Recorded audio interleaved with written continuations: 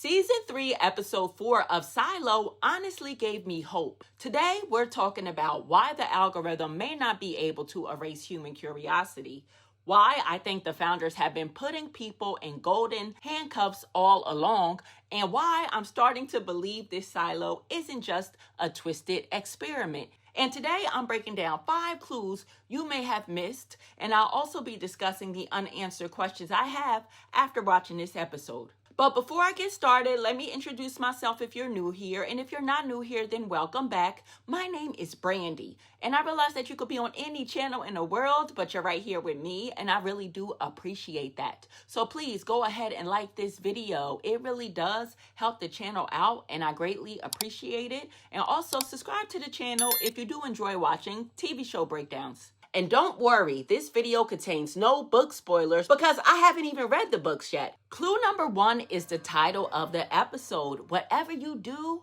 don't go home.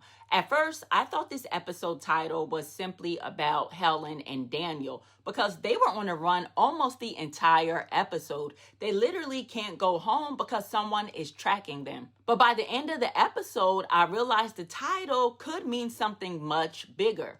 It's not just about where you live, it's about who you become. One of the biggest parallels between the pre-silo timeline and the current silo is that neither system seems eager to eliminate people who are still valuable. Instead, it offers them golden handcuffs. We all saw it. According to the mysterious man following Daniel and Helen, Steve the hacker, who we thought disappeared, but he was recruited to be a top guy at a cybersecurity think tank. And we see that Helen is offered her dream job at the Times, and Almeida's family receives a financial lifeline for their woodworking business. And if you notice something, these aren't random rewards. They're strategic placements. Now the system has a hacker in cybersecurity, a journalist that'll be at one of the biggest news outlets if she takes the job, a skilled craftsman whose business stays alive and that could build things for the system. So the system isn't simply buying people's silence,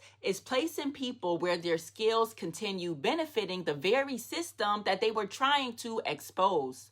Now look at the silo. Juliette, as we know, wasn't executed after returning. She was made mayor, a carefully controlled figurehead. Bernard isn't dead, he's kept alive, and that's when it all started clicking for me. Maybe this isn't just an experiment like I've been saying all along. Maybe it is some type of social engineering. The system doesn't simply remove useful people, it redirects them, it repurposes them, it gives them just enough freedom to feel like they've escaped while keeping them inside the machine. Now I'm looking back at the silo a little differently because again, Bernard wasn't dead, Lucas wasn't dead, although he was missing for 93 days. The show wanted us to believe that he may have been dead. It makes me wonder about the other deaths in the silo. For instance, is Juliette's dad really dead? Did her mom really take her own life? And what about George? Did he unalive himself? Which brings us to clue number 2, the murder weapon that was used to kill Orla. I call a visual detail that may be nothing, but with Silo, I've learned to pay attention to the little things. The medical examiner makes a very specific point about Orla's death. He says she wasn't killed in the mines because there was no dust in her lungs, and that tells us that her body was dumped there after she died. Then he gets even more specific. He says she was struck in the back of the head with a ribbed rebar. Now fast forward a little later in the episode, as Juliette climbs down towards the digger void where Bernard was secretly hidden, the camera lingers on a ladder made with what looks like steel bars with a singular ribbed rebar, and that really stuck out to me.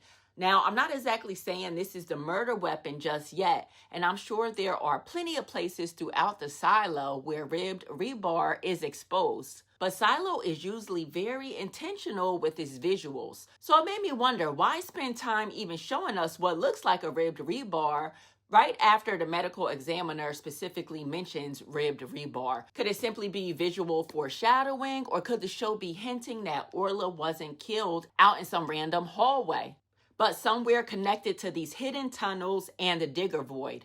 After all, we now know that Bernard has been secretly living down there. Someone has been caring for him.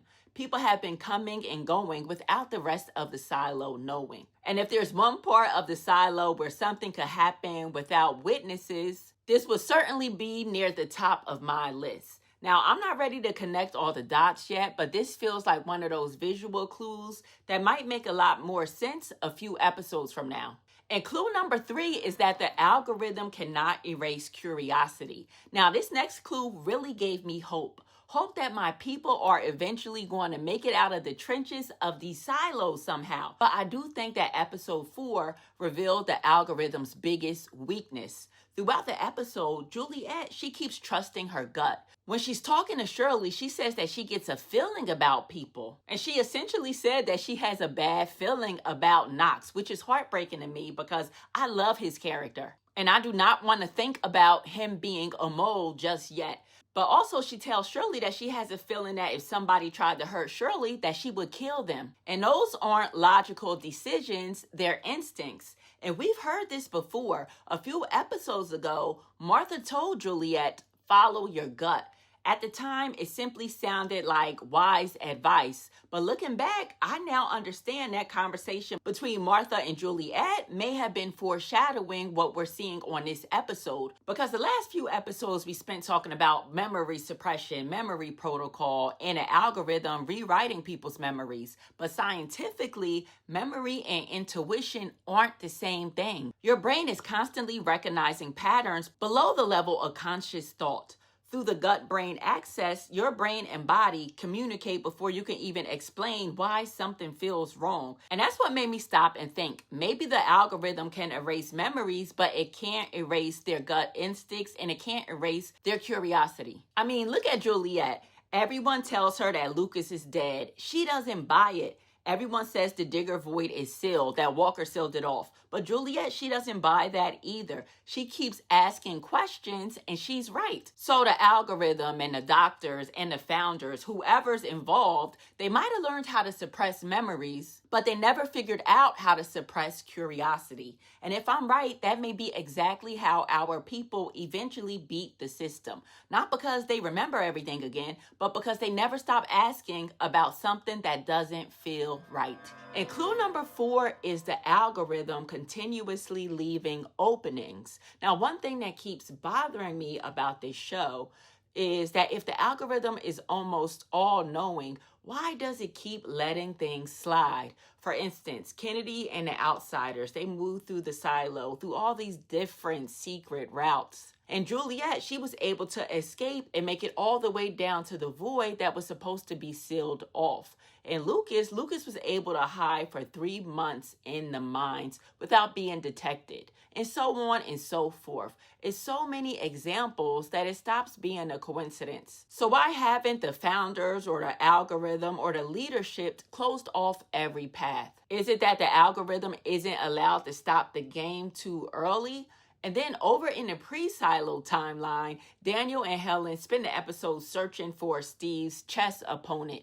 Again, the episode keeps bringing us back to games. And that's when it clicked. Maybe the algorithm isn't trying to eliminate every problem the moment it appears. Maybe it has to let certain stages play out. After all, if curiosity never spreads, you can't measure rebellion. If rebellion never happens, then you can't measure intervention. And if you intervene too early, you ruin the experiment. A lot of you know that I have been calling the silos an experiment, but I am trying to explore other options too.